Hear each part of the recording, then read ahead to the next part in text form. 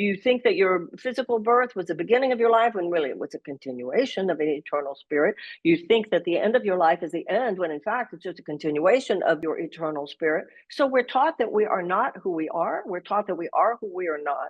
And it's a soul pain because you can't live comfortably in your body when you think that the body is who you are. The body is a suit of clothes. Welcome to the Angels and Awakening podcast, where we connect you with your angels, loved ones, and soul self.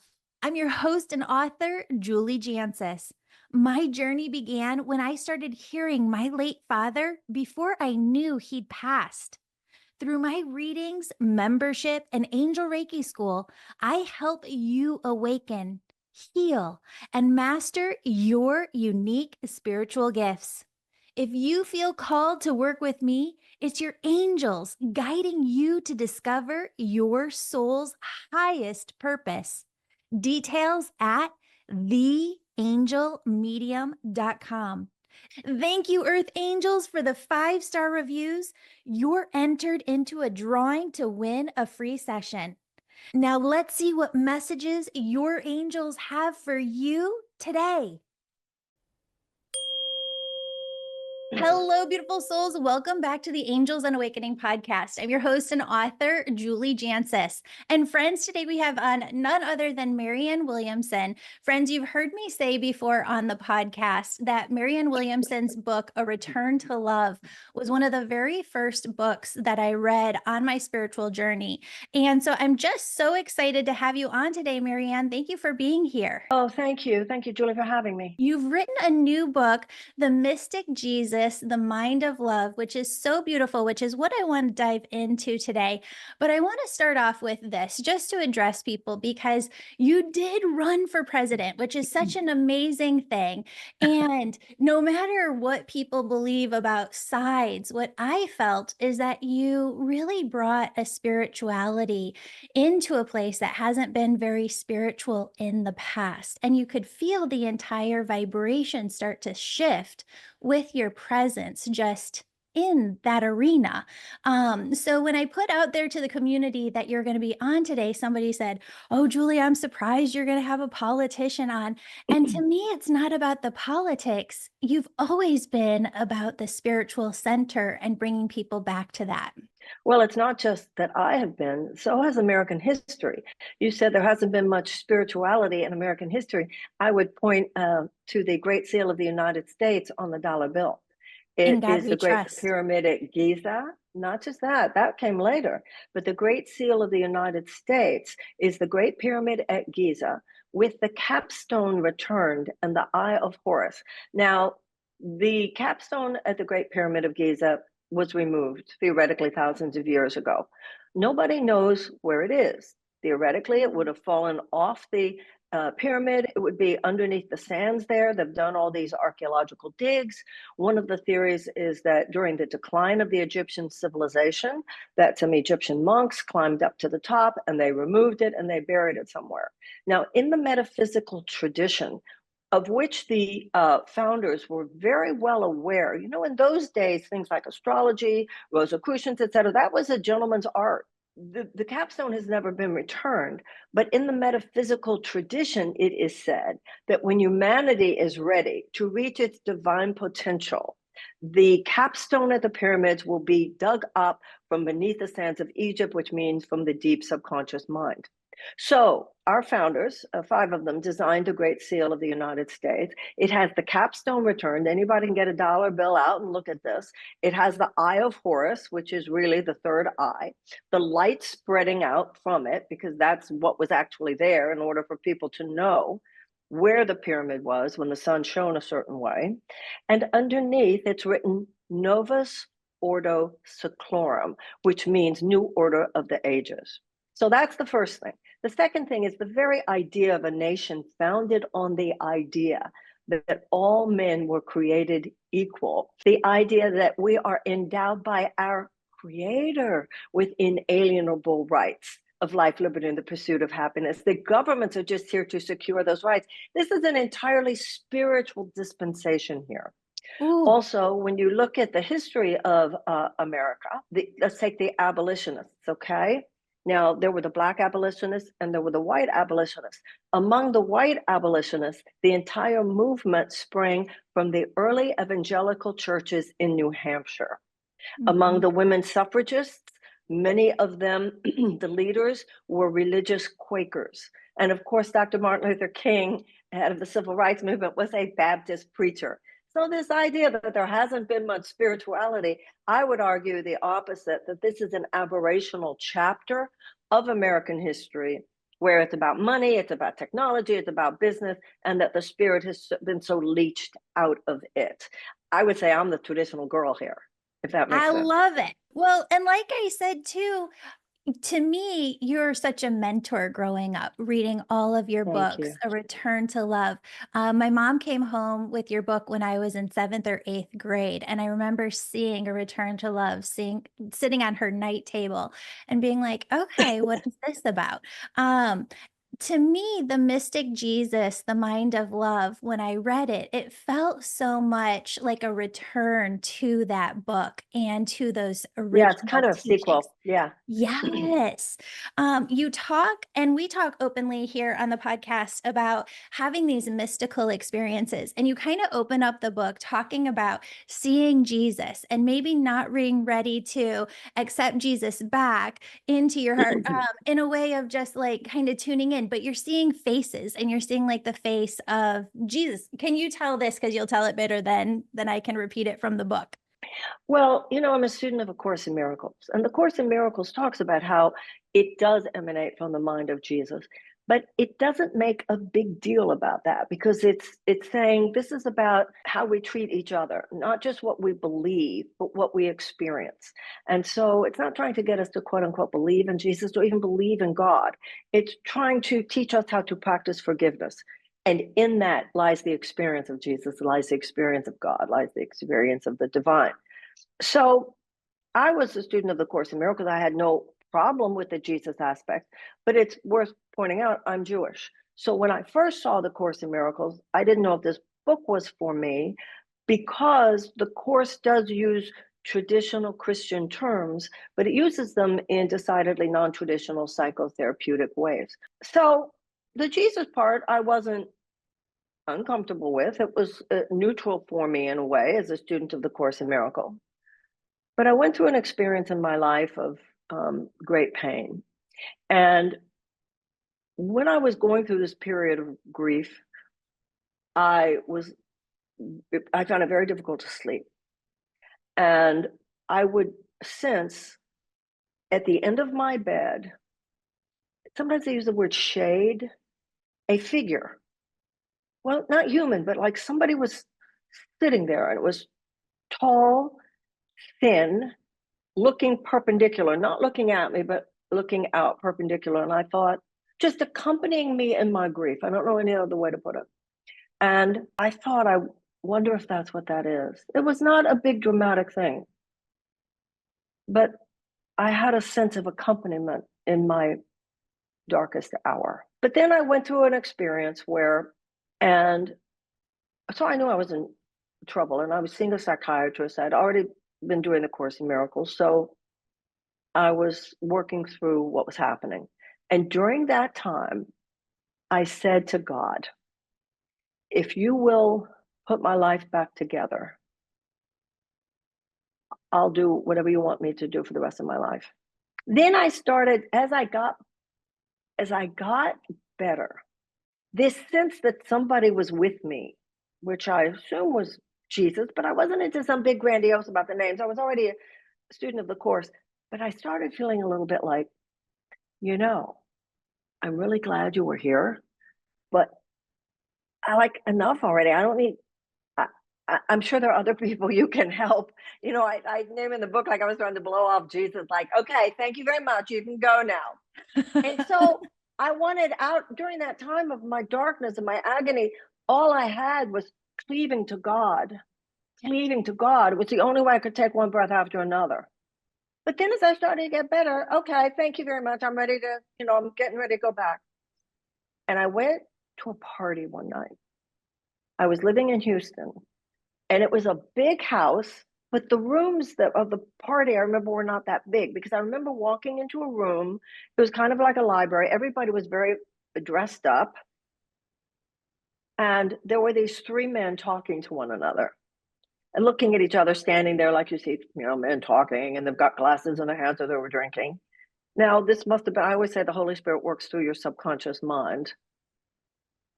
And it must have been a waking hallucination, a waking dream, whatever your mind comes up with.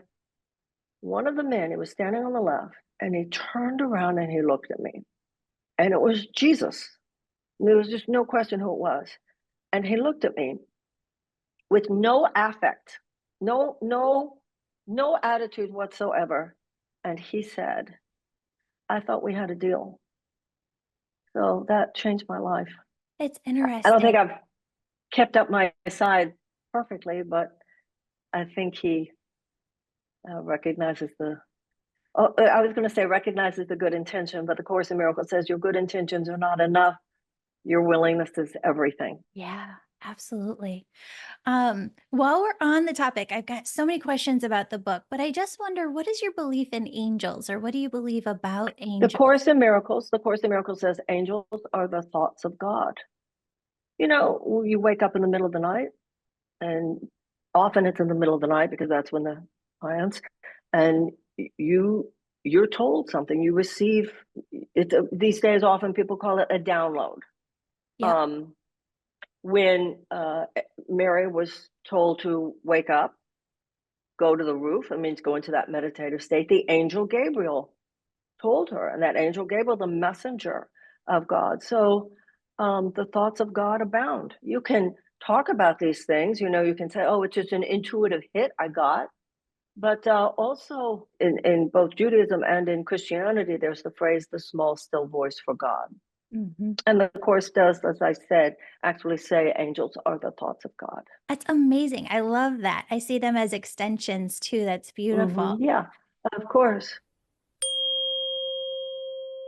Exciting news, friends! Our all new membership kicks off January 1st, and I couldn't be more thrilled to invite you to join us. This year, we've simplified everything with 12 powerful courses designed to help you connect with your angels, take control of your destiny, and use your intuitive gifts to transform your entire personal world, your relationship, professional successes, your healing journey.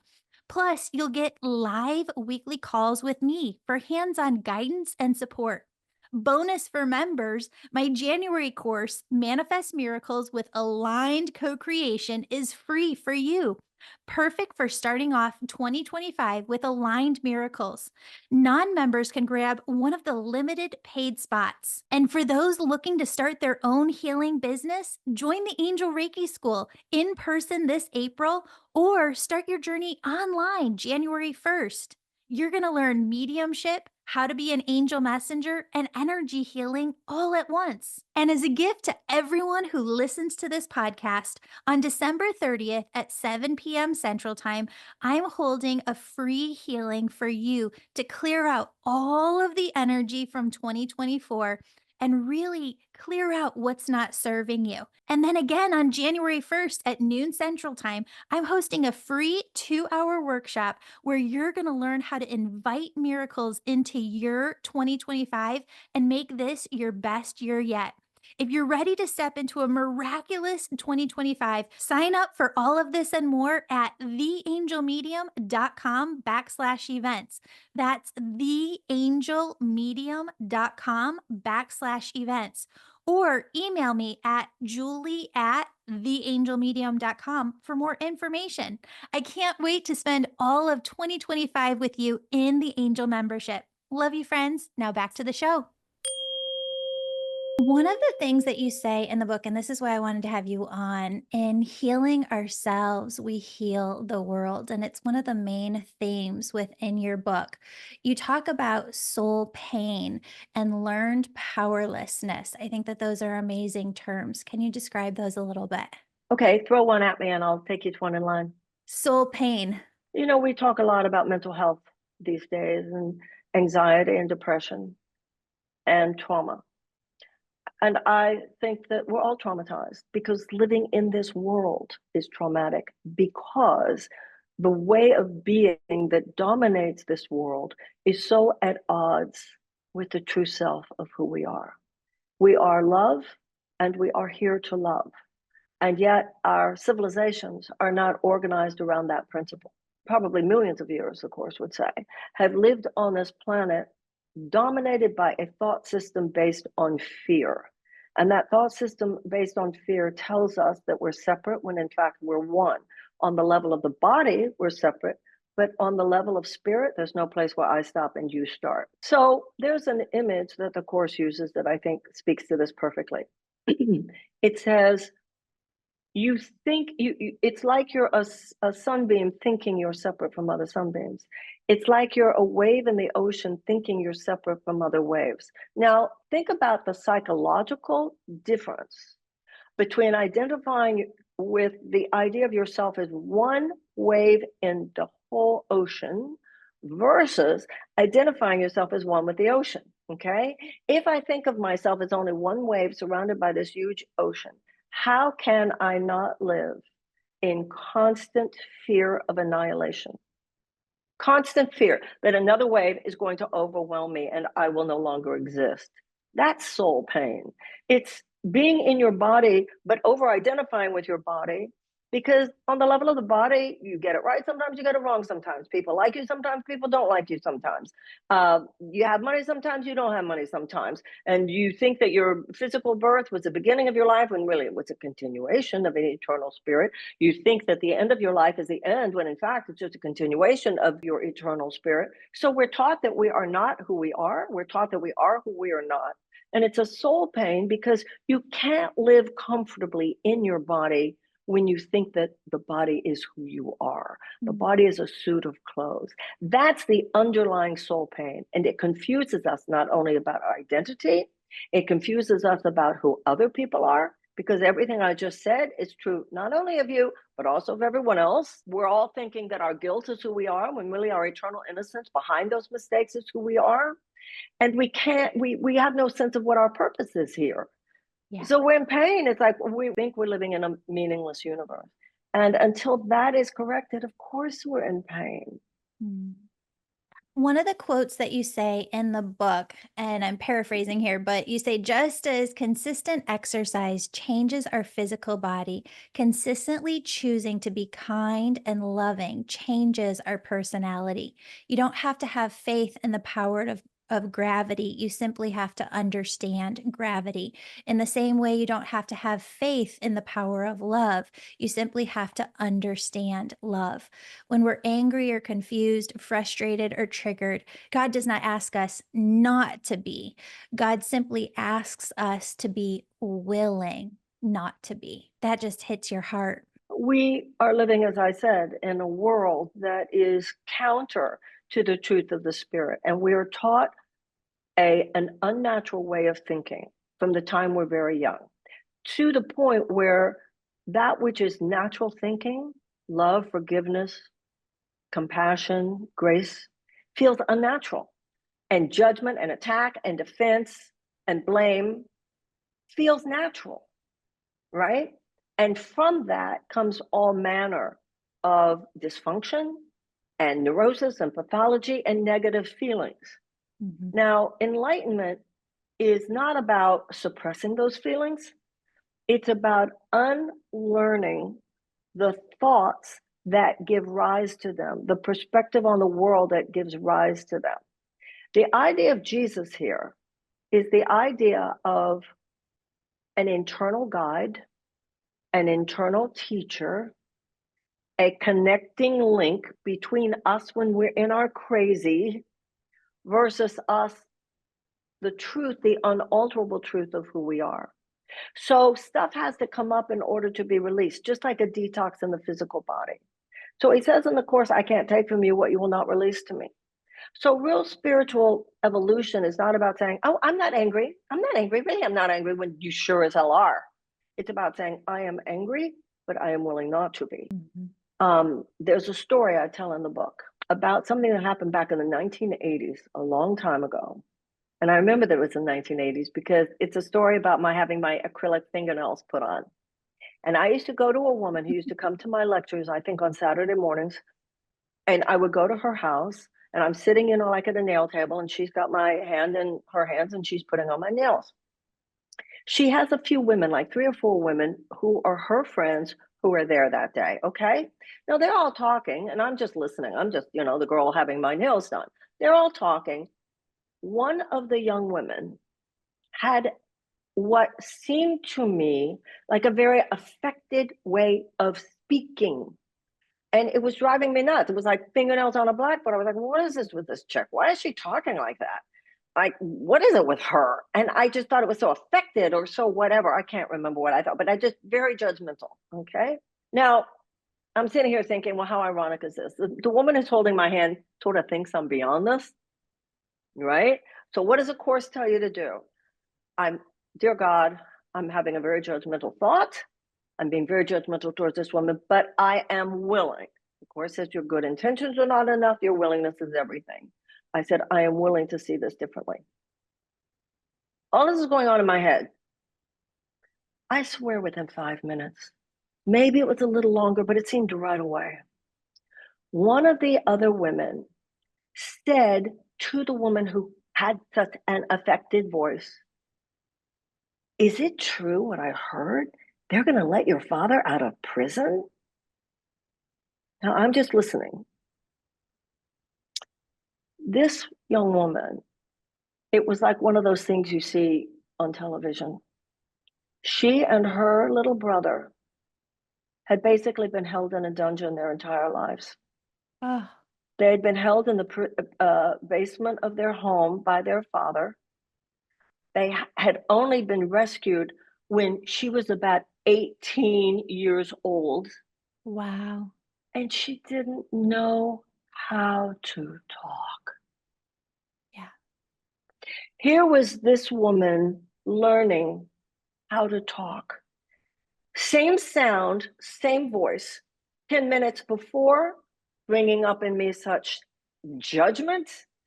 10 minutes later, the same voice, the same speech, bringing up in me such compassion, Mm. such respect, such pity, such admiration. She hadn't changed. I had changed. He Yeah. says in the Course, you think you're going to find whether or not you're going to try to understand someone to see whether or not they are worthy of your love. He said, but I tell you, until you love them, you can't understand. Mm-hmm. So he is someone who's ask. So it's like the moment you ask, it's set into the trajectory. It's going to be a book you read. It's going to be something someone says. It's going to be a thought, like you would say an angel, where it just comes to you. It could be a dream. It could be a movie. It could be a song lyric. Wow. Mm-hmm. And that's how we grow, one aha at a time. But when Mm-hmm. you ask, you ask. And sometimes when you do ask, things appear to get worse before they get better because it's like the Holy Spirit puts a magnifying glass on your issues. You ready to look at it now? Right? Yeah. So Jesus in the Course in Miracles is seen as an elder brother. I quote Mhm. in the beginning of the book something from the Course where he says, I am in a state that is only potential in you. I don't have anything you don't have. The difference between us is I don't have anything else. He is someone who has fully actualized the consciousness. And having done so, the Course says, he has been authorized by God to help us get there and join with him in that place. He also says, I love this part. Jesus says, I'm not an ego-oriented teacher. I look forward to the day when you don't have to ask me for help. You're there already. At that point, however, I will no longer be your teacher. Mm. I will remain there as your friend. Mm.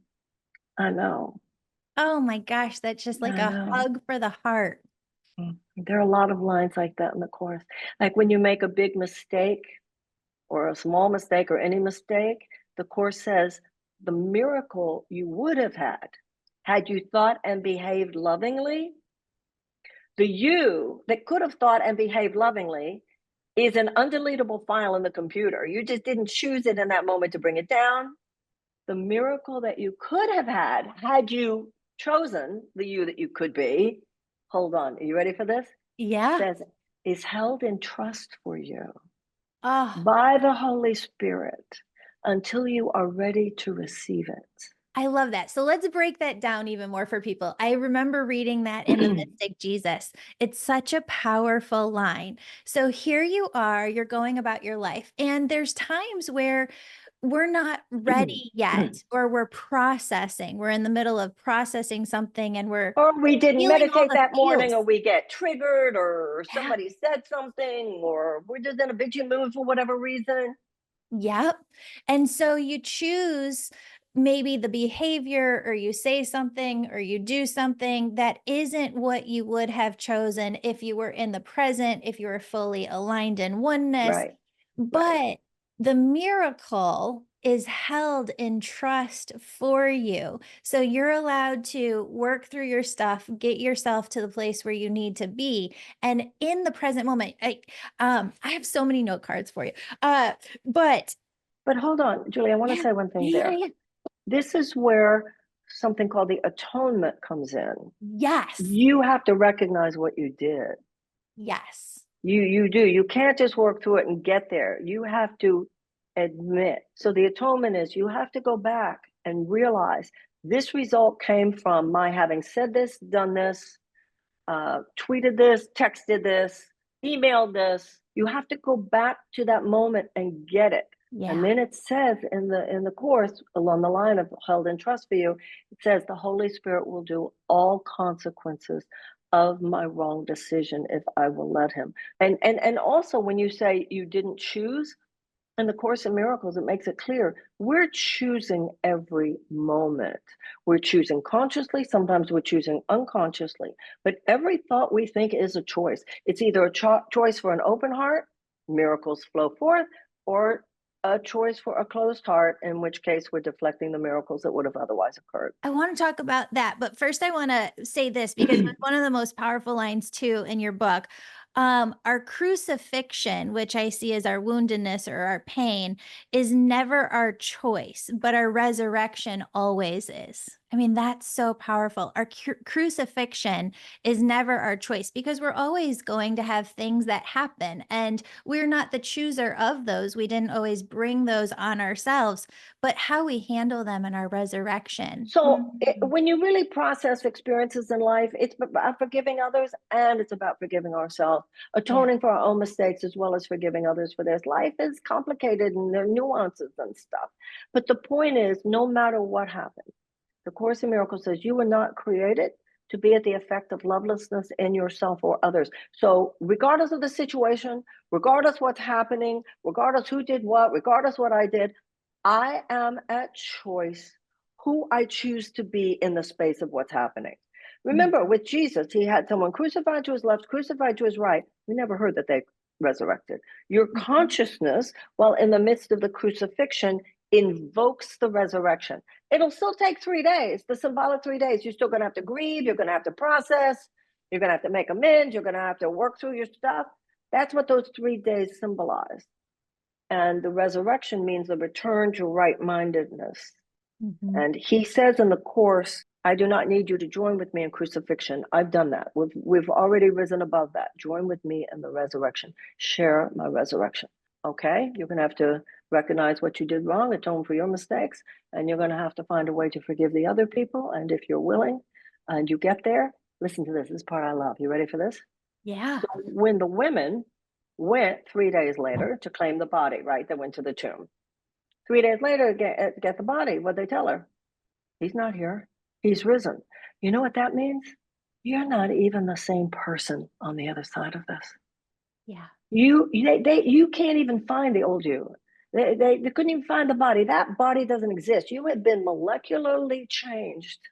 You know, I've gone through something where I've thought, wow, wouldn't it be amazing to be the woman who didn't care?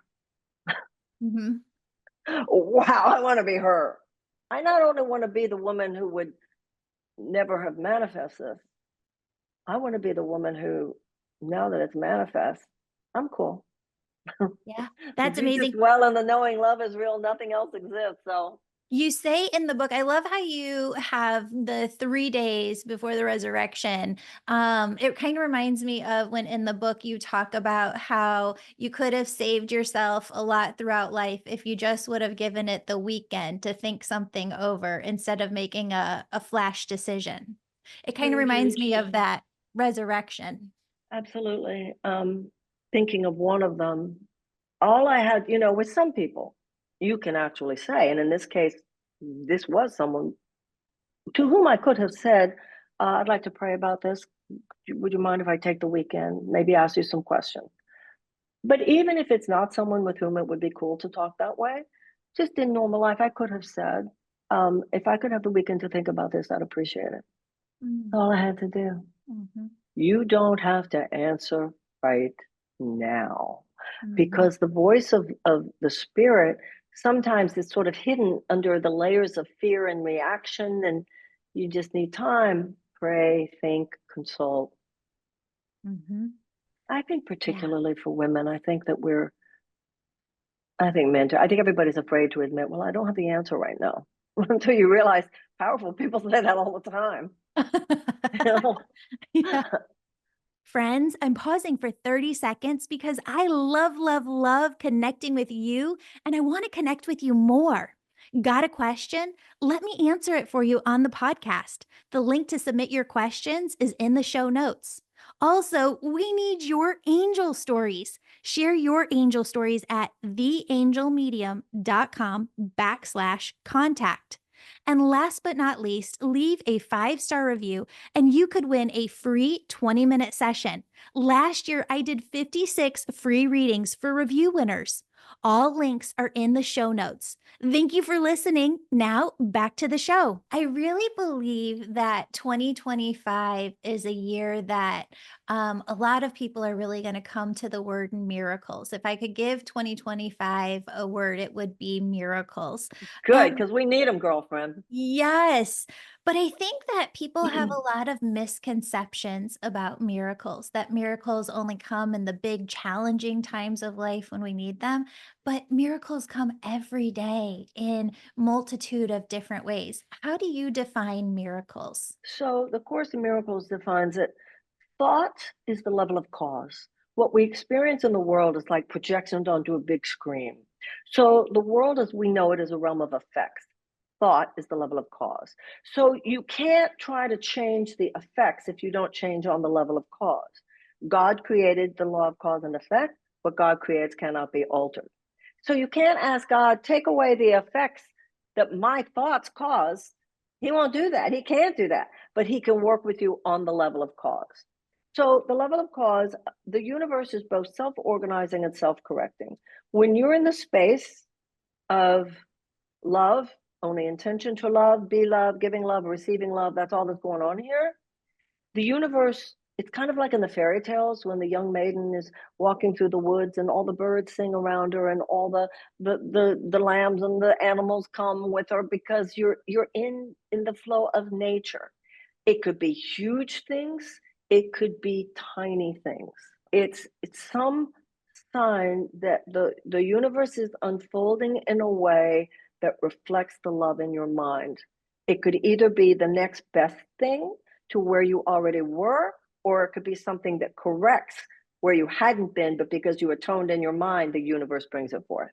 How can people open themselves, open their hearts more to receiving miracles? Because it's a very different energy in having this openness and this receptivity and having a limited belief system.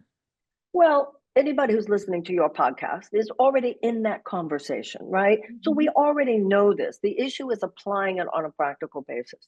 I think the first thing to remember is that every religious and spiritual tradition I've ever read about emphasizes the morning. Because when Mm. you wake up in the morning, if you go directly to social media or to the news or your emails, you are immediately taking in this sort of assault of modernity that's shadowing everybody's nervous system. Mhm. So It's like you were mentioning before, there's external exercise, there's internal exercise. Yoga, put yourself in the correct position. It's the yoga of the mind. It could be Course in Miracles, it could be the Kabbalah, it could be transcendental meditation, it could be Buddhism, whatever is your form of practice, reflection, mindfulness, prayer, even if it's secular, it doesn't matter. Something to align your nervous system with what you know to be true. Now, that doesn't mean you're going to be an enlightened master for the rest of the day. However, it does mean this: the chances of you falling off the spiritual wagon, getting reactive or nuts or whatever you do when you're out of whack spiritually, the chances of it are much less. Not only that, when and if it does happen, the chances of you catching yourself, correcting yourself, apologizing, whatever, is much greater. So that's number one. Number two, you know, the mind is such that if I don't proactively give my mind to the light, that same mental energy, the Course in Miracles says you can misuse your mind, but you do not have the power to diminish its power, because God gave it that power. So your mind is either going to serve love or going to serve fear. So if I proactively say, I'm waking up this morning, I'm a child of God, I am here to love, I'm blessing everybody I'm going to meet today, everybody I don't know I'm going to meet today, I'm just blasting the world with love. God, where would you have me go? What would you have me do? What would you say, have me say unto whom? If I do that, I'm filling my house with light. And if I don't fill my house with light, that same mental energy will be, the ego will say, okay, and that'll go for neurosis. It'll go for pathology. It'll go for victimization. It'll go for neediness. It'll go for controllingness. It'll go for negativity. It'll go for jealousy. It'll go for wherever. Your energy, your mental energy is going to go somewhere. So if you don't proactively surrender it and direct your subconscious mind.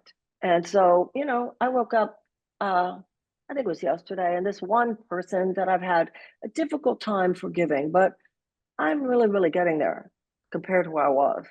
But still, like, my exercise this morning was, oh, and that actually was a different person, and it was this morning. And I was thinking kind of some stuff about him. My exercise this morning was, it can be but myself I crucify. So the Course in Miracles says, when you're judging someone, imagine a sword falling on their head, but it's not falling on theirs, it's falling on yours. There's only one of us here. So you do this work, whether it's Course in Miracles or whatever your practice, and you know that that's all that's going on here. You can't be happy unless you forgive. And I think at this time, Julie, given what's going on the planet, everybody's so angry, everybody's so judgmental, everybody's so smug and self-righteous, and you didn't vote the way I voted, so, or how could you be political, or how could you be spiritual, or how could you vote? Like, enough. Enough. The Course in Miracles says, God's not asking you to monitor other people's process. That's not the vigilance he's asking for. Look at your own. Dear God, remove from me this facet of my character, which is blocking the love. He says in the Course, this Course does not aim at teaching the meaning of love. It aims at removing the barriers to the awareness of love's presence. And everything we go through, every situation is inviting you to play this. Last time this happened in your life, if you played it well, why don't you even play it better? And it's also going to tempt you to fall back into old ego default patterns where you're not as open-hearted as you could be. That's all that's anything's ever happening. The Course says everybody's life is a highly individualized curriculum. Every situation is the perfect situation for teaching us, honing us, making us the people God would have us be. It reminds me of something that you said in the book that I wrote down. We can have a grievance or we can have a miracle, but not both. Ooh. Exactly. The Course says the vision of one world costs you the vision of the other. It's like any thought that's not love is like a shadow across the sun. Miracles occur naturally as expressions of love. If you're not expressing love and thinking with love, you're blocking the possibility of the miracle. I'll give you an example. Should I give you an example from the book? Yeah. So years ago, this was many years ago, this was probably in the 90s, okay? There was a magazine, and there was an editor. He was a famous editor. And he said something about me making fun of the Course in Miracles or something, mocking, we don't know it, whatever. And I was insulted and hurt. Now, the Course in Miracles says, if you bring that judgment and that grievance from the past, if you drop it and don't bring it, then the universe will always recalibrate and the miracle will be new and beginning again. And whatever lovelessness occurred, the universe will reset everything. But that's the meaning of the line, the vengeance is mine, saith the Lord, means God will handle it, not you. Okay, you ready for this? About, I don't know, a month, 2 months, 3 months, I don't know. Within a period of time, my agent told me that magazine editor's wife would like to have lunch with me. Mm. And she was an author. She was a well-known author. And I did something so stupid, and I mention it just because it's such a radical example of stupidity. Hello. You don't have to be spiritual to know that was dumb, but just to see it work. I sat down at that lunch and I went right into it about what her husband had done to me. Mm. Now, that was really dumb. I brought that shadow figure from the past. I brought it into the present. The only place where the miracle can happen is the present. The universe is ready to start again. She looked at me a little bit horrified. We finished lunch, and guess what I found out later? Mm. Her husband had cancer. She was a fan of mine and was hoping perhaps I could help him. Ah. So the universe was ready to start again. The universe was ready to make sure that he knew that he'd been inaccurate. Yep. And I blocked the miracle by bringing in my judgment, my grievance, what he did to me, blah, blah, blah. I love this because it ties in. You say new beginnings are always available to us, but only Perfect in example. the present moment. That's a perfect example. Yeah. Perfect example. There is a point, you have to process things, but there's a point where the process becomes spewing. Yeah. There's a time where the feeling the feelings becomes indulging the feelings. Well, I really want the clients or listeners to get this of when because we've all done this. We've all been in that moment where we've done the exact same thing. So thank you for using yourself as an example. But when you're sitting down to lunch, you are in the present moment with her. You're in the past. Well, that's why before you even go to lunch, you blast that room with love. Ooh. Did I not meditate that morning? I don't know. Did I tell another story in the where I sort of blew it? I use a lot of, you learn from your successes and your failures. And for whatever reason, most of my stories and this one is, let me tell you how I blew it that time. Yeah, this is why you prepare your consciousness in the morning. This is why before you go into a meeting, before you go into a date, before you have lunch, it could be personal, it could be professional, clear it all before you go in. Yeah. Blast the room with love. Blast everybody with love. Say, dear God, whatever judgments I'm coming in with or fears I'm coming in with, please take all of that. That's where Jesus, God, whatever. And I am only here. There's a line at the part in the Course where it says, I am only here to represent him who sent me. I don't have to know what to say or what to do, for he who sent me will guide and direct me. Yeah. You do that before you go in. Well, and it's interesting because we all are living this experience of life. And I've been reading spiritual books since 1994, 1995. And so you go through all of these different layers and levels of consciousness and we can't spiritually bypass it, which is not what you're talking about at all. Not feeling it, not just kind of sweeping it under the rug. You talk about spiritual alchemy, which is very, very fascinating, and the cosmic reset, that we have to change our mindset on this. We're not bypassing, we are feeling, and we are choosing to make a different choice. You probably know I ran for president. Yeah. And this time, it was a very brutal experience. And I really lived in the belly of that beast. And the Course in Miracles says you have to take 100% responsibility for your experience in life.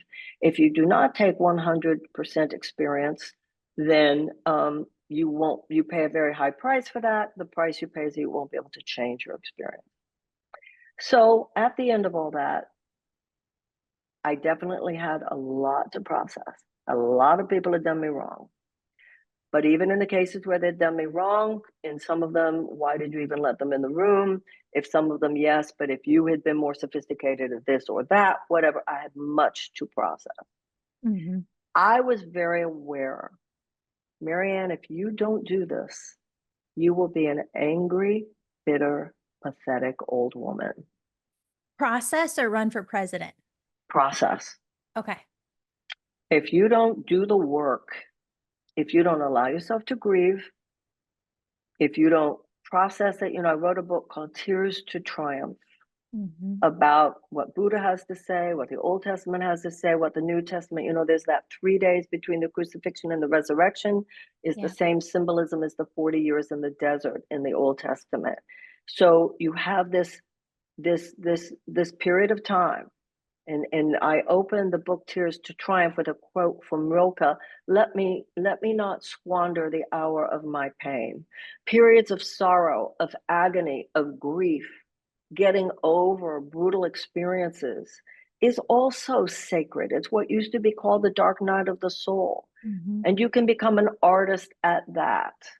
You take care of yourself during that time. You surround yourself only with people who would understand. You protect your heart. You go through it. And at the same time, you do something every day to generate the new, to generate the new beginning. And it's an alchemy that's going on inside you. And I was very aware, if you don't do this work, if you don't let all of it come up and all the memories that are painful and admit where, no, that was your call. Or you should have gotten, when they lied about you, you should have gotten online and you should have told the truth. You would handle that differently. And blah, blah, blah. You have to feel it. You have to go through it. But I knew if I don't, if I try to nullify the pain or self-medicate or just, be self-indulgent with just blaming everybody else or, then you will turn into the woman you don't want to be. But Mm-hmm. if you allow this, if you do that work, your heart will open more. You can be a woman who is better for having experienced this. It goes back to what you and I were saying before. It's not always a situation you want, but we're always a choice who we choose to be in the space of the situation. But it is alchemy. And I think this country is going through a profound experience of alchemy right now. People, I think since this presidential election, there's been a lot of people, a lot of waking up, a lot of growing up. Mm-hmm. All of us are being really challenged to be gracious towards people who simply don't agree with us. A lot of alchemy, collective alchemy, and personal alchemy going on right now. Don't you think so? Oh, absolutely. And I just feel I feel called to talk about it, but I also feel like the intensity of the energy is still so high. And the angels I just keep hearing is just give it a couple of months because people need to go within and just understand and process for themselves before Right. they're going to be able to receive Yeah. messages Hmm. on that. Hmm. Yeah. I mean, I think uh, I understand what you're saying. Yeah. And I think there's, to say, and this is not a but, Yeah. don't let that be taken as permission to fall asleep. Oh, for sure. No, for sure. I love that. Well, and I always like to give listeners a place to start with the work. And in the book, you talk a lot about prayer, and it's so simple, but it's so powerful. You ask the reader at one point, have you prayed about it? And you say it's a very different thing to know that God's got it versus from our own free will, placing our challenges into God's hands. And I think that that's something that anybody can do at any time. The Course in Miracles says prayer is the medium of miracles. The altar to God, the Course in Miracles says, is in your hands. So if I place something, in your mind, I'm sorry. So if you place something on the altar, remember the altar is higher. Place a situation. Let's say you and I have an argument. So I place my relationship with Julie on the altar. What does that mean? I'm asking that God lift it up. What does that mean?